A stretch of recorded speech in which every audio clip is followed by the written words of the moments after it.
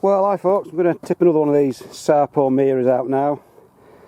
Like I said the other time, I thought I had blight, but apparently it's not, because it's about 2 weeks since I last tipped them out and they're still spotty, but they're not all collapsed like blight is. So I got in touch with the bloke from Sarpo and he says what it is just a sort of nutrient deficiency because they're such hungry feeders. So like I said, it's certainly not blight because like I said they haven't all collapsed. So I'm starting to eat these now, so we'll tip another pot out and see if we've got any more in the next, since the last one I pulled out.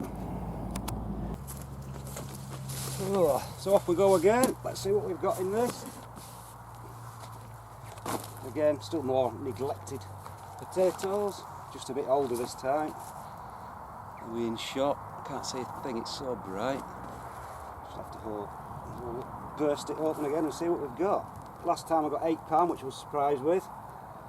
This time they're looking a bit smaller, a few of them, so who knows. Just have a look. Yeah, they're quite a bit smaller than last time. Still not scabby though, which is quite amazing, but a little bit smaller and don't seem to be quite as many. So I might not have got away with it neglecting them with this pot. A bit of a nibble.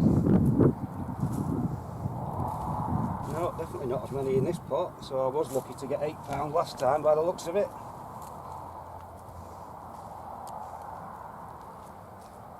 Even though I've fed this a bit more and I've given it another 2 weeks or so. That looks to be about the lot. So there's definitely not £8 there. So instead of getting bigger, they seem to be getting smaller, which is not a great trend.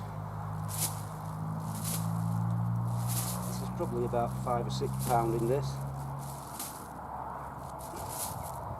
But like I said, we're starting to eat them now. So I had some belting chips and roast potatoes the other day, so I'm just going to pull them up as they come.